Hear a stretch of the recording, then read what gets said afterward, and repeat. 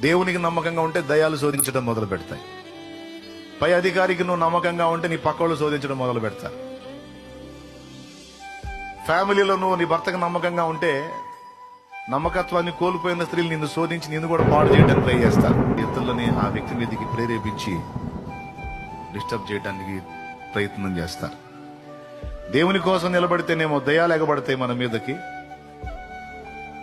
మనుషులకు నమ్మకంగా ఉండాలని ప్రయత్నిస్తేనేమో సాటి మనుషులు మన మీదకి ఎగబడతారు. మొత్తం మీద ఇవి తప్పకుండా ఫేస్ చేయాల్సి ఉంటుంది. ఇలాగే అక్కడ దానియేలు ఎదుర్కొన్నాడు. దానియేలు మీద కుట్ర బన్నారు.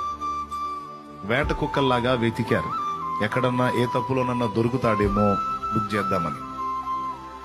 ఎక్కడ వాళ్ళు విమర్శించడానికి అవకాశం లేకుండా తన సమస్త ప్రవర్తన ఎంతో నిర్దోషంగా నడుచుకున్నాడు ఆయన.